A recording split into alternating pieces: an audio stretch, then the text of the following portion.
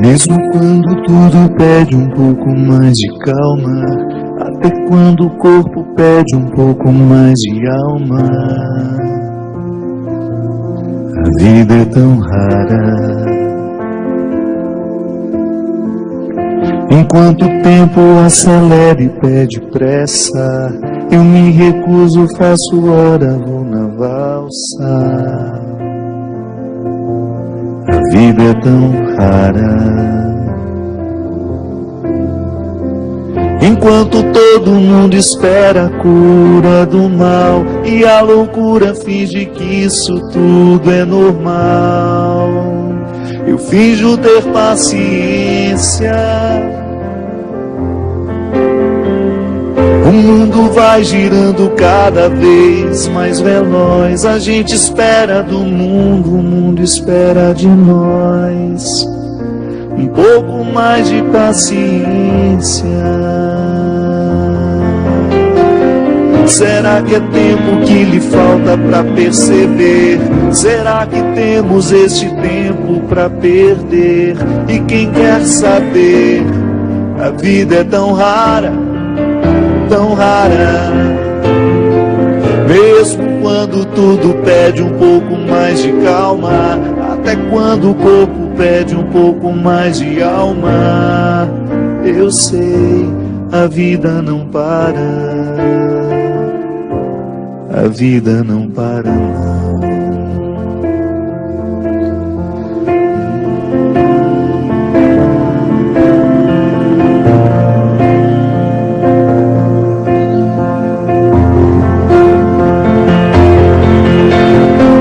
Será que é tempo que lhe falta pra perceber?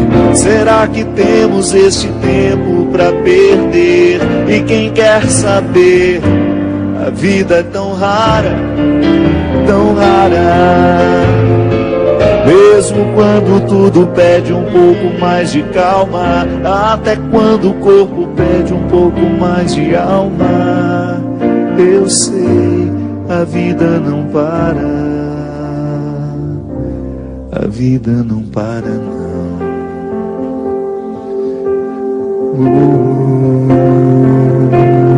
A vida não para. E é tão rara.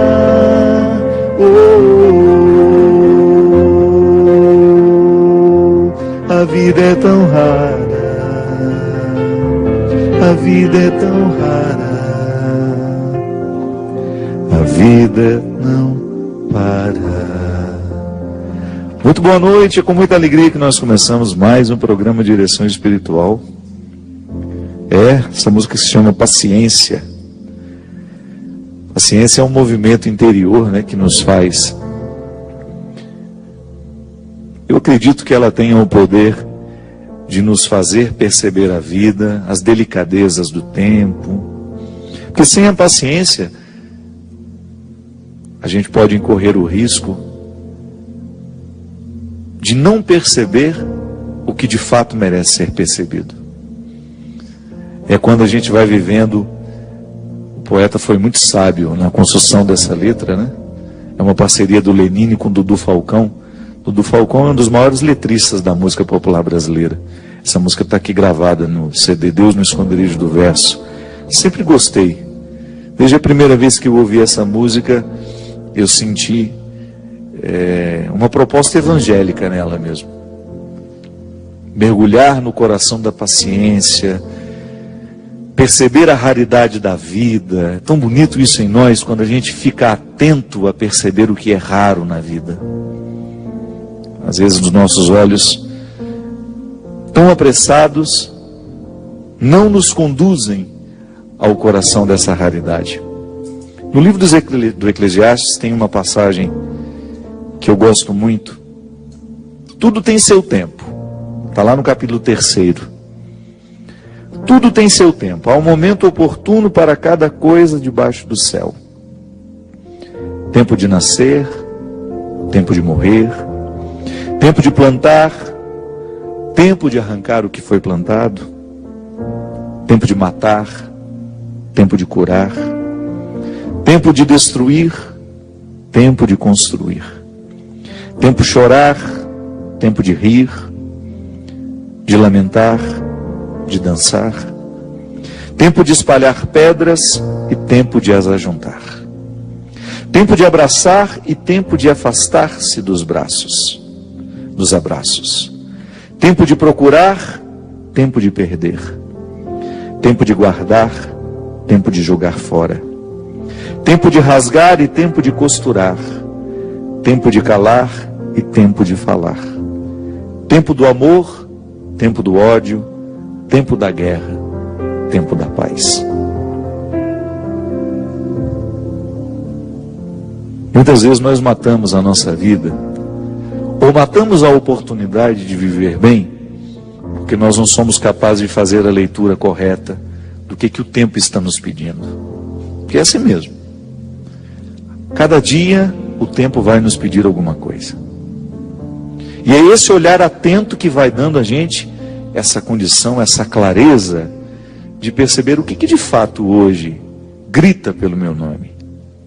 O que de fato hoje chama por mim? Qual é a realidade hoje que é inadiável? Minha gente, às vezes nós somos tão negligentes na percepção disso, que às vezes nós desperdiçamos um mês, um ano, 10, 20, colocando o nosso empenho numa realidade que nem era para aquele momento. E é por isso que é tão interessante a gente desenvolver a habilidade de dizer não e de dizer sim. Porque essa é uma habilidade que só a maturidade nos traz. Que às vezes, porque somos imaturos, nós não sabemos nem dizer não. Não sabemos olhar as urgências do tempo. Então a gente vive para agradar o outro. Não. Antes de agradar o outro, você precisa perceber o que a vida está pedindo de você. Porque nem sempre aquilo que você pode fazer para agradar o outro, está em consonância com aquilo que a vida está pedindo de você. Mesmo que para a gente crescer, nós temos que ter coragem de cortar muitas coisas. A Sagrada Escritura diz: tempo de matar, tempo de fazer nascer.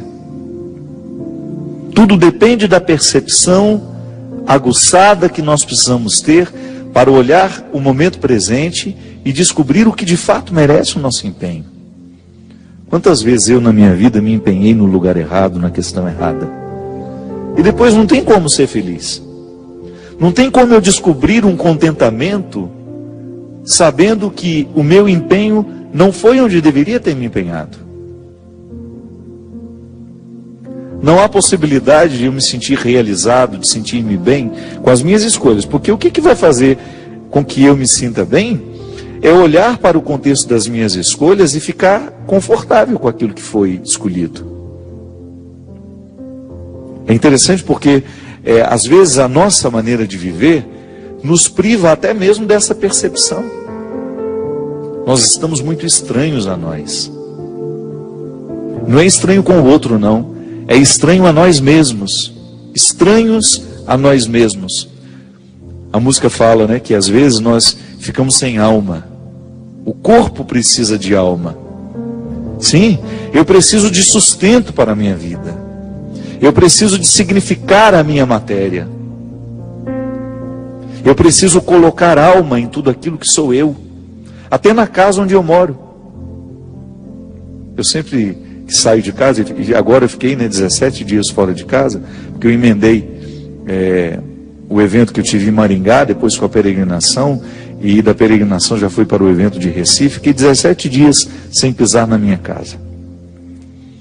E a vida tem me ensinado que a casa não é um aglomerado de paredes. A casa é um sentimento que me ocorre. Não é só uma construção material, não. Quando eu entro dentro daquelas paredes que eu construí com o meu trabalho, ali eu identifico a alma que me sustenta. É um sentimento que me ocorre. Nós que voltamos da peregrinação agora, eu tenho certeza que todos experimentamos isso. Quando a gente abre a porta da casa, quando a gente entra, é um sentimento bom que nos ocorre. Isso é alma. É quando a matéria está plena de significados.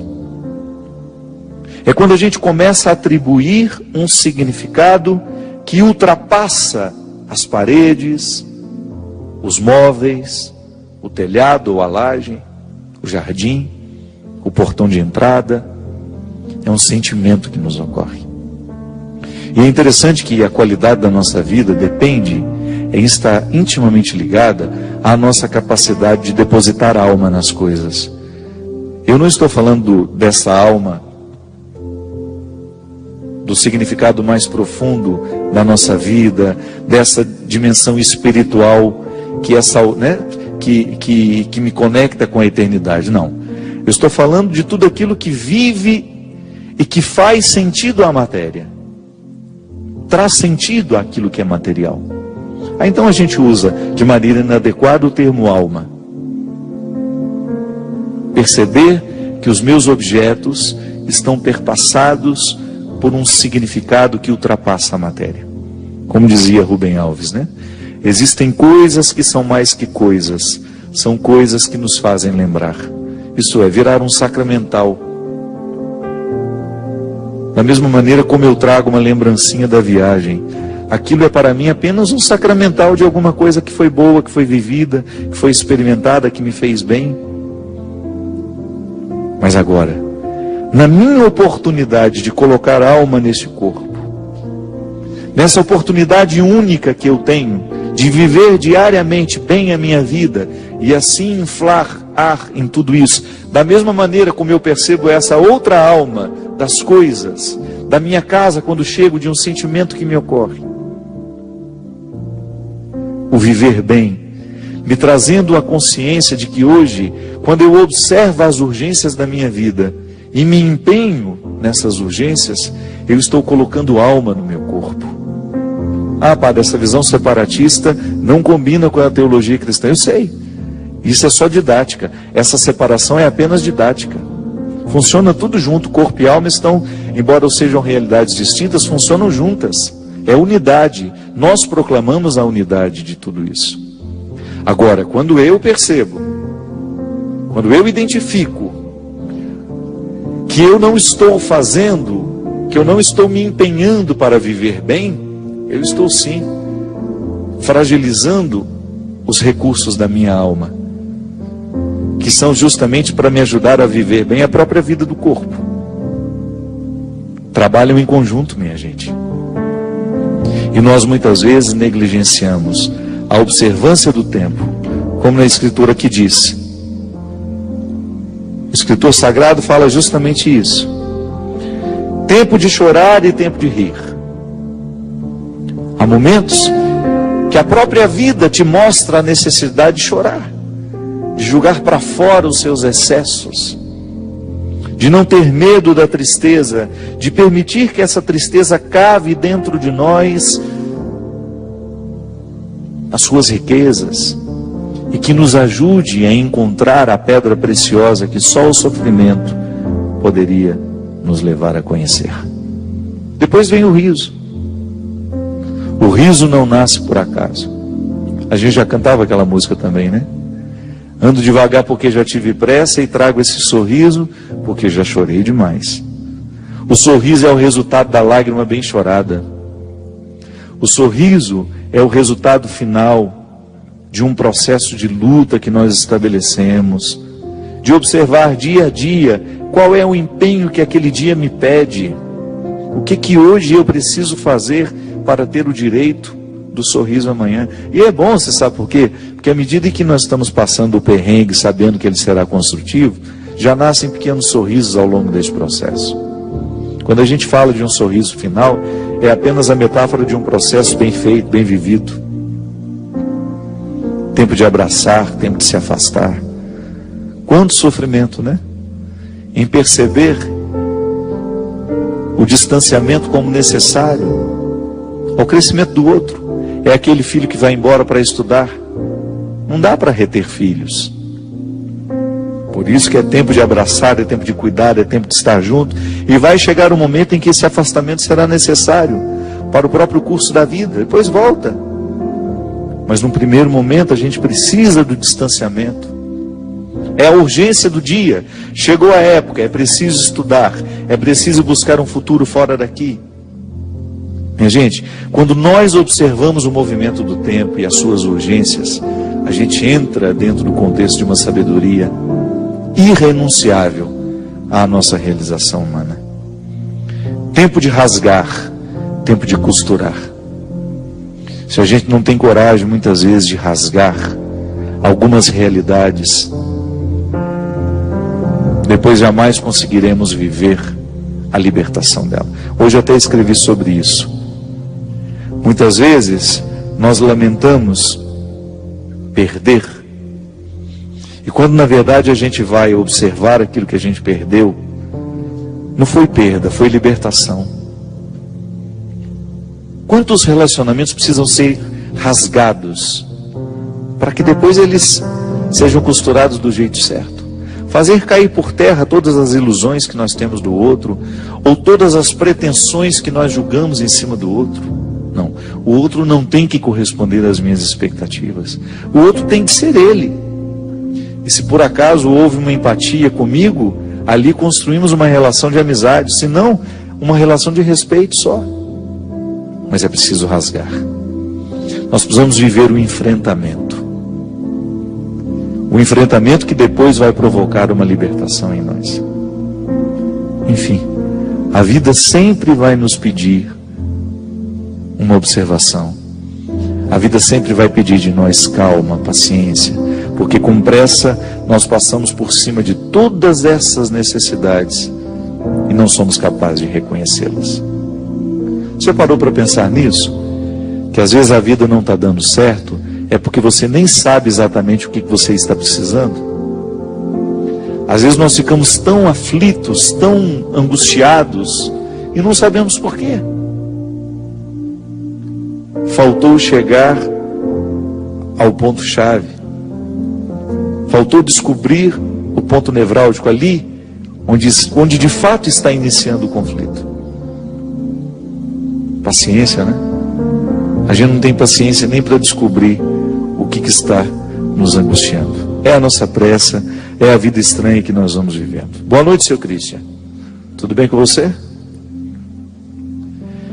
Queria agradecer a todas as pessoas que nos escrevem, todas as pessoas que entram em contato com a gente, através de cartas, de e-mails, as pessoas que nos divulgam, que tornam o programa Direção Espiritual conhecido, que recomendo. Muito obrigado. Obrigado pelo carinho, pela oportunidade que nós temos de fazer esse trabalho. A Dilceia, lá de Barra Mansa, nos escreve. Ela fala assim: Padre, queria que o Senhor me ajudasse a atender os sentimentos que estão me ocorrendo. Perdi meu esposo e perdi também meu filho recentemente. E não estou conseguindo conviver com a saudade. Disso aí, não é fácil mesmo, minha filha. Perder duas pessoas que são tão importantes na sua vida. É a estrutura da sua casa que de alguma maneira ruiu. E a gente leva tempo, o coração precisa de tempo. Nós não podemos querer a cura hoje, se nós precisaremos passar pelo processo que resultará a cura. E o luto, ele é uma realidade processual. O que é processual? Que precisa naturalmente passar por um processo. Quando uma pessoa morre dentro da nossa casa, minha gente, a estrutura é toda modificada.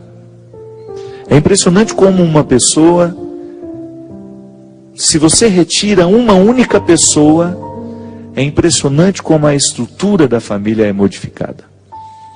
E é igual um caminhão em movimento, cujas abóboras que estão ali atrás vão se ajeitando à medida em que a gente pega a estrada. É uma linguagem rural que eu já vi muito. Enchia o caminhão de abóbora, entrava para a estrada, elas iam balançando, aquela barulheira. De repente, assentavam e você nem lembrava mais que tinha aquele monte de abóbora atrás. Mas até que ajeita, faz muito barulho. Assim acontece na nossa vida. Sempre que alguém é retirado, o caminhão faz barulho. E a gente acha que aquele barulho será eterno. Eu me lembro a morte da minha irmã, quando a Heloísa morreu. Foi tão traumático lá em casa, foi tão difícil restabelecer a casa sem aquela presença, ainda que ela não morasse mais com a gente. Ela morava em Belo Horizonte na época. Mas você tem que reestruturar o coração, porque o outro mora dentro de nós. Família não é só um lugar onde as pessoas moram na mesma casa. Família é quando as pessoas moram uma dentro da outra. E quando alguém morre, a gente perde aquele inquilino. Você perde aquela presença que até então estava dentro de você. Claro, vai permanecer pela saudade, mas você não abraça mais, você não encontra, você não fala. Então essa organização do luto, ela precisará passar pelo processo de acostumar-se com a ausência. E no seu caso, Dilceia, você ainda passa pela dura experiência de perder 2 pessoas num prazo muito recente. Minha filha, você vai ter que ter muita paciência com o seu sentimento. Isso não vai ficar diferente da noite para o dia. Você terá de acomodar essas 2 pessoas nas suas saudades, nos seus sentimentos, para você ter condições de continuar a sua vida como era antes. É claro que nunca será como era antes, porque não pode. Não é para quem não perde também. A vida não é a mesma, a vida nunca pode ser a mesma, até para quem não perdeu. A vida é sempre em movimento. Outro dia mesmo, uma amiga minha descobriu uma enfermidade do filho. E ela estava destroçada. A mesma enfermidade que o marido tinha, que foi extremamente dolorosa para eles, ela descobriu que o filho tinha também. O que dizer? Claro que a gente fala, estou do seu lado, estou rezando com você, mas aquele é um dilema que ela vai precisar enfrentar. Eu não tenho, por mais que eu a ame, eu não tenho como entrar no coração dela e viver aquele sofrimento por ela. Eu até a levei em todas as intenções das minhas missas durante a peregrinação. E pedi a Deus, pedi a Nossa Senhora de maneira especial, já que estávamos em territórios marianos, que Nossa Senhora fizesse no coração dela o mesmo que Deus fez no seu coração ao acompanhar a agonia de seu filho. Não é uma sentença de morte a doença do rapaz, mas é tocar a indigência, tocar o sofrimento. A gente não quer os nossos filhos doentes. Depois da notícia, que naquele primeiro momento parece que o mundo da gente desaba, depois, porque somos pessoas de fé, o nosso processo é reconstruir a realidade e a gente sai dali até melhor. Então nós nunca podemos querer a vida como era antes. Isso é coisa de criança, isso é ilusão. A vida nunca será a mesma para quem perdeu e para quem não perdeu. Nós precisamos nos adequar aos movimentos que o tempo fez. Sempre no empenho diário de colocar alma no nosso corpo, de encher de sentido a nossa vida, de nunca permitir que as dificuldades, que as perdas venham prevalecer sobre tudo isso. Agora, minha filha, à medida em que o tempo vai passando, a gente vai amadurecendo com o acontecimento. Quando Deus tem a oportunidade de agir na nossa vida, nesses momentos de dor, é impressionante como nós somos modificados para melhor. E isso é possível sim. Não só porque aconteceu na minha vida, mas porque aconteceu na vida de milhares de pessoas que dão testemunhos maravilhosos de superação, que nos ajudam a entender a dimensão pedagógica da dor, do sofrimento. É a comprovação diante dos nossos olhos de muitas e muitas pessoas que passaram também pela dura experiência de perder filhos, de perder marido, de perder mãe, de perder irmãos, namorados, namoradas, esposos, esposas, e depois terem de dar continuidade à existência. Agora, a paciência com o processo é importante. Eu não tenho como antecipar essa cura. É igual o processo da cicatrização. Uma amiga minha, a Adelina, minha companheira de viagem, lá de Fortaleza, espontânea o tempo todo, por isso que eu gostei dela desde a primeira vez que a vi. ela tem o coração para fora. E aí, depois de uma das minhas pregações durante a peregrinação, ela me deu um bilhetinho só com uma frase assim: o que não inflama não pode ser curado. A inflamação é o primeiro movimento do corpo para ser curado naquilo que foi machucado. Então, uma inflamação é uma manifestação da própria imunidade do corpo, de querer expulsar aquilo que está agredindo a carne. E é mesmo. Uma frasezinha simples me fez lembrar que às vezes, quando a gente era menino, espetava um espinho na gente. Aquele espinho doía uns 2, 3 dias até que aquilo ficava amarelinho. E aí, a própria secreção fazia o trabalho de expulsar. Aquele alívio, né? Você apertava aquilo, vinha aquilo tudo para fora, aquela coisa feia, o espinho vinha embora e pronto. O corpo estava ali sem a dor. É igual aquela espinha horrorosa que a gente está na cara, que dói, e você vai lá, faz tudo errado, dá uma espremida, não é, Cristian? Quase quebra o espelho. Um alívio. Os dermatologistas não podem nem escutar a gente falar.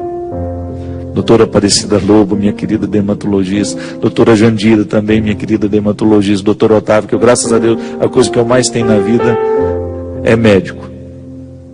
Eles não podem ficar sabendo que a gente faz isso não, mas quando você está com aquela coisa inflamada, que você vai lá dar aquela espetada, é assim. Depois da inflamação, a inflamação é o movimento da cura. No nosso coração, quando nós perdemos alguém, nós ficamos inflamados de dor.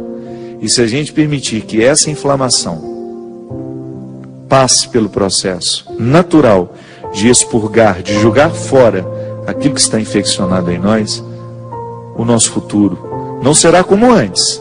Volto a dizer, até para quem não perdeu também não é igual. Mas a gente pode fazer esse futuro valer a pena. Nós vamos para um rápido intervalo e a gente volta já já com o programa Direção Espiritual.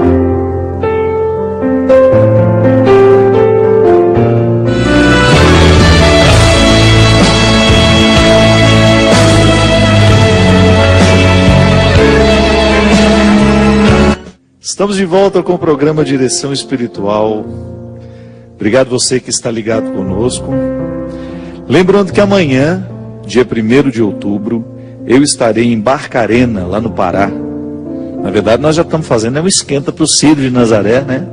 Semana que vem, nós teremos uma alegria de reviver. Amanhã, na verdade, começa o mês mais importante para o meu querido povo paraense, o mês de outubro, com todas as graças que vêm da devoção a Nossa Senhora de Nazaré, que nos traz o seu menino Jesus e que nos oferece o Evangelho como uma proposta de vida. Meu querido povo, se Deus quiser, estarei aí no Círio, mas amanhã terei o prazer de cantar no Festival do Abacaxi, Cristian. Vou trazer um para você. Será que vai ter abacaxi na festa? Deve ter, né? Então amanhã, e deve ser bom, porque os frutos do Pará são os melhores do Brasil. Amanhã estaremos em Barcarena. Você é o nosso convidado para participar da festa do abacaxi, no Festival do Abacaxi. Eu não sou o abacaxi não, viu? Só apenas faço parte da programação. Nós queremos lembrar também que no dia 4 de outubro, eu estarei aqui na Canção Nova, no acampamento para as famílias. A minha pregação será às 10h15 da manhã.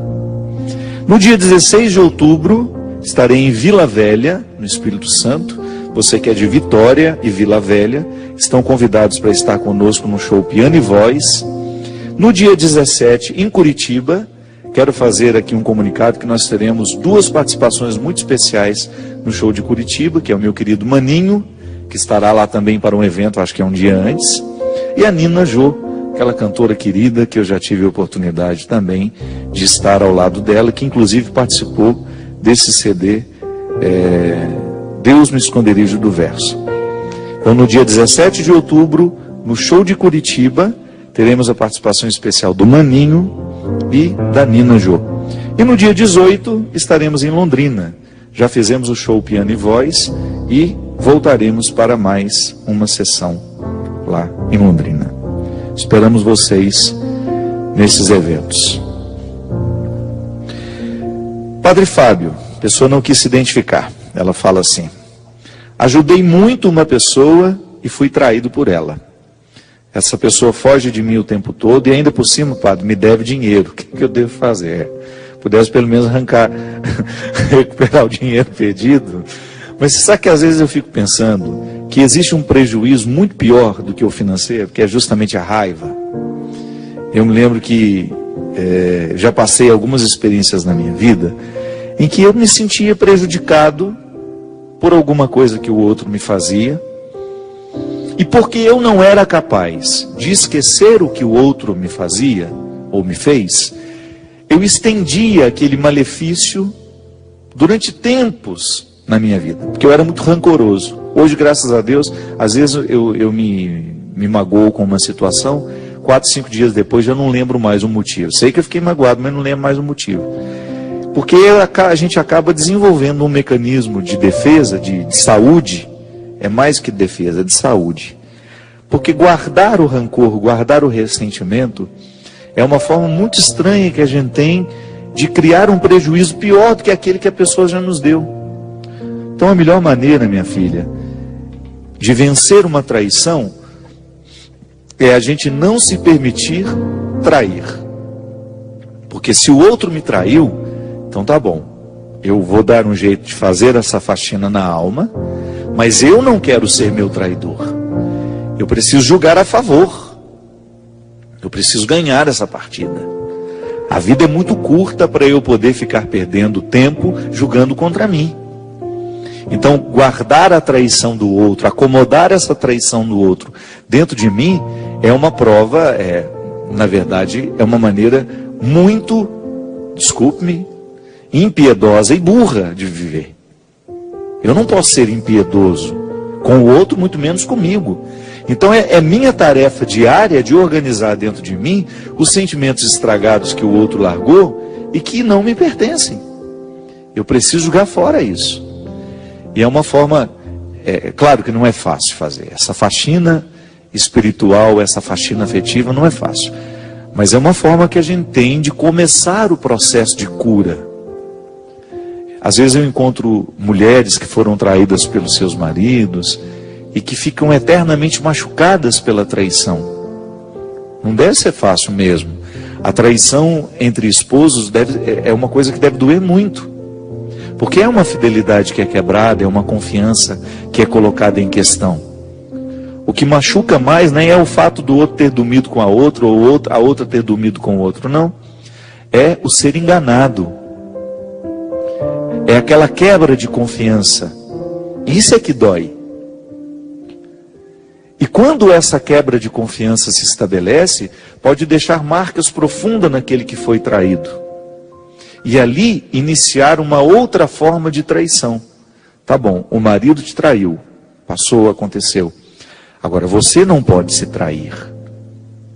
Você não pode alimentar em você sentimentos que sejam contrários à edificação, à sua edificação pessoal. Então precisa colocar um remédio, digamos assim, neste processo para acelerar essa inflamação, para jogar fora aquilo que está te machucando. E o perdão é a única forma que nós temos de expulsar do coração todo sentimento que possa ser contrário a nós. Perdoar, minha gente, é uma demonstração de inteligência. É religioso, mas é também uma demonstração de inteligência, de astúcia. Porque quando você perdoa, você liberta o seu coração do sentimento que o oprime.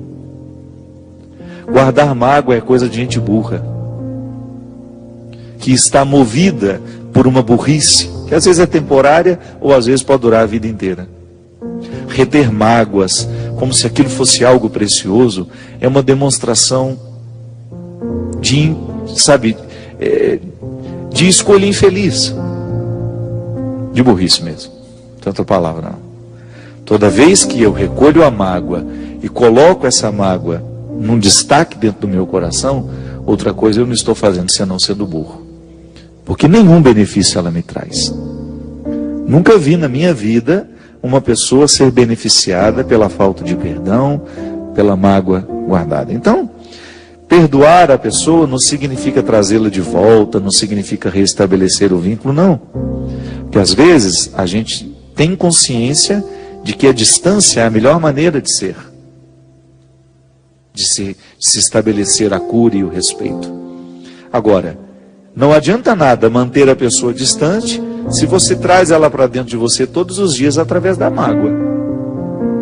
Então é preciso varrer o coração, jogar a mágoa, e depois você vai até saber vivenciar melhor o distanciamento que foi necessário para a cura do sofrimento. Também não quer se identificar?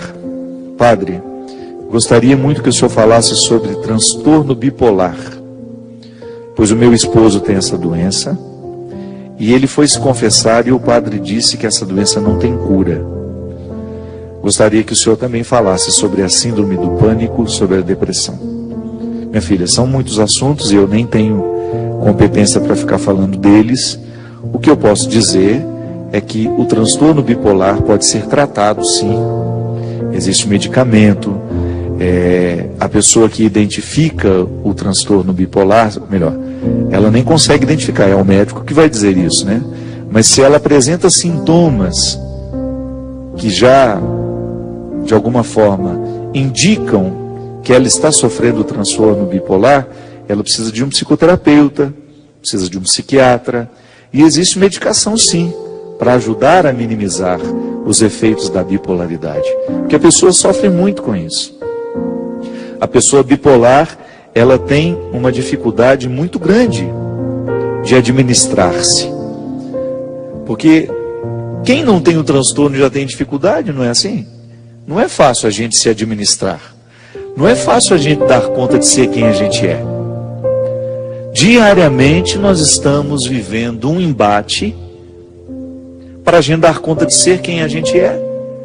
Para a gente não ficar sucumbindo com as nossas mentiras, com as mentiras que os outros julgaram sobre nós, com as projeções que vieram de fora. Porque às vezes a gente nem chegou a ser quem a gente pode ser.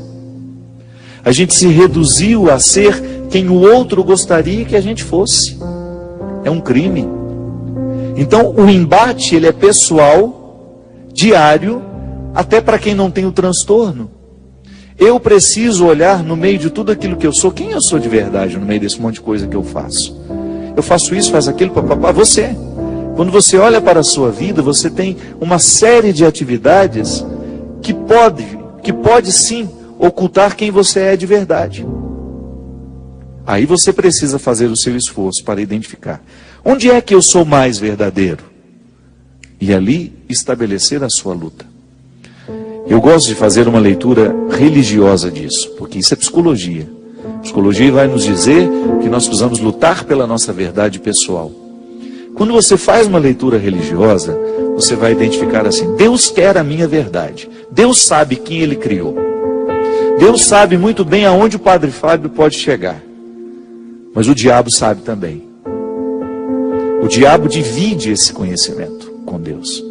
Então qual que vai ser a ação de Deus na minha vida? Potencializar, abrir os meus caminhos, colocar pessoas na minha vida que me ajudem a chegar ao que Ele quer que eu seja. Porque Ele me ama, e quem ama quer que o outro seja o máximo que pode ser. O diabo vai fazer o mesmo trabalho, só que o contrário. Ele vai começar a colocar pessoas para me impedir de ser quem eu sou, situações, até cansaços. Muitas vezes nós que trabalhamos demais, nós ficamos uma presa fácil para o demônio. Porque é no cansaço muitas vezes que nós perdemos o controle daquilo que não pode ser perdido. Muitas vezes porque estamos no ativismo, nós deixamos de preparar o coração para que Deus encontre espaço para nos fazer ser quem a gente é. É por isso que o ativismo é o território privilegiado para a ação do demônio. Aí, quando eu não tenho condições de me administrar, quem é que vai me administrar? As minhas fraquezas, os meus pecados, os meus excessos. Então será sempre um embate pessoal. Agora o bipolar, ele não tem condições de estabelecer essa luta, porque ele está se psiquicamente prejudicado por um transtorno que se estabelece, minha gente, por motivos que eu desconheço. Eu não sou médico, aí nós teríamos que trazer aqui um psicoterapeuta para poder nos dizer por que nasce um transtorno bipolar. Um trauma, por exemplo? Uma perda? Porque, na verdade, o que é o transtorno bipolar? Uma maneira que a pessoa tem de esconder aquilo que ela não tem coragem de assumir para ela mesma. Por isso, 2, 3 personalidades. De repente, ela é a pessoa mais carinhosa do mundo, mas num estalo de dedo, ela se torna a pessoa mais cruel que nós podemos conhecer. E não é bom ser assim. É preciso que a gente tenha uma estabilidade, até mesmo para facilitar a convivência de quem está ao nosso lado. Eu não posso amanhecer cada dia de um jeito. Aqueles que vivem comigo vão ficar muito mais tranquilos se souberem que eu tenho uma estabilidade emocional. Claro, há dias em que a gente está mais triste, há dias em que a gente está mais animado, mas um equilíbrio nisso tudo. Então, quando nós identificamos que há um transtorno bipolar, nós precisamos de ajuda. Agora, há uma questão muito importante, minha gente. Nós não podemos usar dessa doença que é séria para poder justificar os nossos desequilíbrios pessoais. Tem muita gente aí querendo também se passar por bipolar só para ocultar os seus pecados, as suas negligências pessoais, os seus descuidos. Isso não é justo. Volto a dizer, o empenho pessoal para poder favorecer a ação de Deus, para potencializar ser quem a gente é, isso é diário. A gente não pode brincar com isso, não. Eu preciso todos os dias me empenhar para que a minha vida seja um território, seja um canteiro de obras de Deus e não do seu inimigo. Eu sou um canteiro de obras onde Deus precisa ser o arquiteto, o construtor. Agora, se eu abro a guarda, é bem provável que esse diabo, esse infeliz que não tem o menor interesse na nossa felicidade, ele venha colocar em nós os seus trabalhadores, o que nós não queremos definitivamente. Padre Fábio, meu nome é Roberto Luiz, eu moro na cidade de Aracaju e ultimamente ando tropeçando em minhas limitações. Dói meu peito, o pensamento fica sem lógica, como se tivesse sido acobertada a razão. Acredito que me perdi em mim. Estou sem rota, sem rumo, sem luz. Talvez o exagero seja um sintoma da ausência de razão. Sinto-me assim, independente de qualquer superlativo emocional. A insegurança é tão grande, padre, que acredito que não sou importante para ninguém. Não me sinto amado pelos amigos, não me sinto querido no trabalho, nem mesmo pelo meu irmão, pela minha namorada. No meio de tudo isso, tenho que encontrar forças para trabalhar. Sim, um belo paradoxo. Sou um psicólogo e me sinto doente, querendo ajudar outras pessoas. Sei, não nego que preciso de ajuda. Preciso aprender a não desistir de quem eu sou, ou melhor, de quem eu era. O sorriso já não vem com tanta facilidade, padre. No lugar dele existe um rosto sério, fechado, preocupado. Tenho medo de ser trocado pelas pessoas que eu amo, de perder o valor, o significado para elas e com isso ficar na solidão. Abraço, Roberto Luiz. Meu querido, primeiramente eu lhe parabenizo pela sua coragem. Não é fácil, né, para um profissional que ajuda outras pessoas a ter coragem de assumir isso, mas ao mesmo tempo isso te traz ainda mais autoridade, viu? Diante do seu trabalho, diante dos seus pacientes. Porque quando nós investigamos a dor do outro em nós, nós temos muito mais facilidade de compreender o que o outro passa. Esse é um desafio. E foi Jesus que falou isso. A misericórdia não é outra coisa senão você permitir o sentimento do outro em você, sem misturar. Não é que você vai ficar confuso no sentimento do outro, não. A misericórdia é a abertura do coração para que o que dói no outro doa em mim. E porque está doendo em mim, eu sou capaz de compreender o outro melhor. Esse é até o significado do verbo entender. O que é entender? É você entrar na tenda com o outro Você sai da sua tenda, você sai do seu entendimento e entra na tenda do outro. Eu te entendo. Significa que eu estou vendo a sua vida a partir da sua tenda. Isso é muito sofisticado, né? Quando eu sou capaz de entender o outro porque eu fui abrindo mão daquilo que era meu naquele momento, até mesmo dos preconceitos que às vezes eu tenho em relação ao outro, para poder entendê-lo. Então isso você faz o tempo todo como psicólogo, e agora está precisando fazer consigo mesmo. Corajoso da sua parte, ter coragem de contar isso. E você faz uma analogia muito interessante, que você precisa voltar a ser quem você era. Não é possível. Você nunca vai voltar a ser quem você era. Mas você pode voltar a ser muito melhor do que você era depois de passar por essa experiência. E aí você, como psicólogo, tem muito mais recursos do que eu, para poder investigar os seus sofrimentos, a origem de todo esse descontentamento. Porque sempre que alguma coisa se estabelece em nós, por exemplo, um descontentamento, tentar buscar um recuo, eu sempre gosto de fazer isso. De repente está me ocorrendo uma tristeza. Por que eu estou triste agora? Aí num primeiro momento eu nem sei dizer. Aí eu vou seguindo o caminho da tristeza. Eu estava onde quando eu comecei a me sentir assim? O que foi que eu vi? E de repente eu chego a um e-mail que eu li, algum telefonema que eu recebi, algum sentimento que me ocorreu naquele momento, e que depois foi avolumando, desenvolvendo em mim uma insatisfação que teima em ficar. Às vezes, meu filho, o que nós precisamos fazer é um recuo nesses caminhos que nós estamos trilhando, nas escolhas que a gente foi fazendo. Porque as escolhas repercutem. Pode ser que hoje esteja eu sendo vítima de escolhas que eu fiz há 10 anos atrás. A vida não perdoa não, viu? A vida é bonita, ela é generosa, mas ela não perdoa não. Mais cedo ou mais tarde, a fatura das nossas escolhas vai nos chegar. Até o tratamento que a gente dá ao corpo.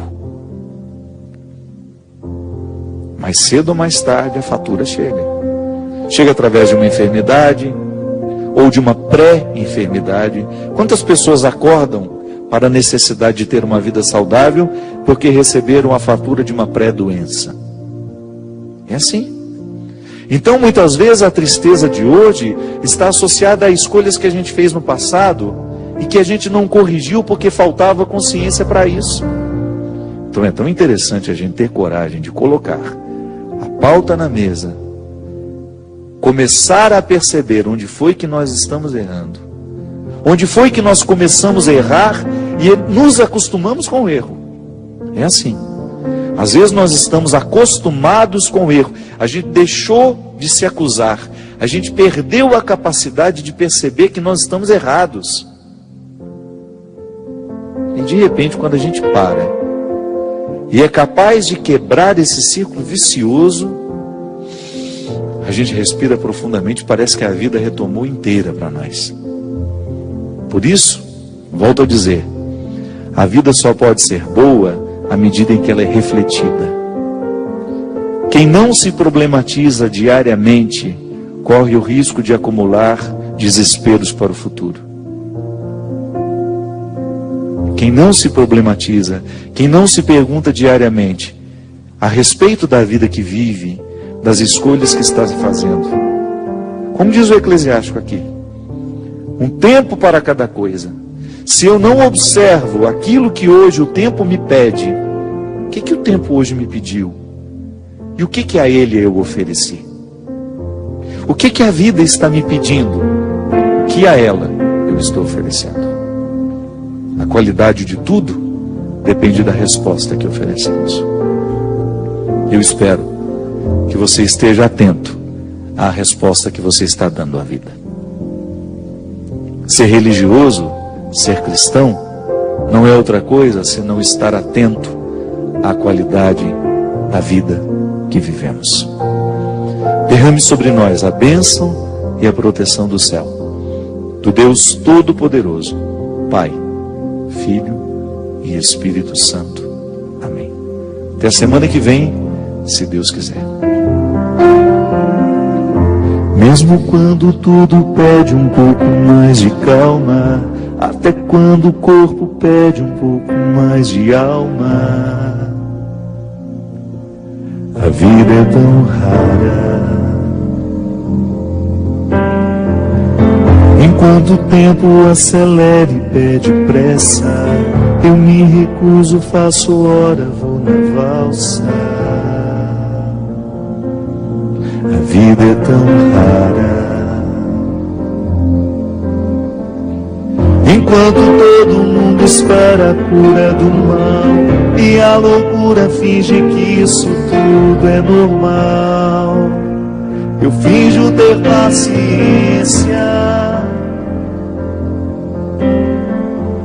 O mundo vai girando cada vez mais veloz. A gente espera do mundo, o mundo espera de nós. Um pouco mais de paciência.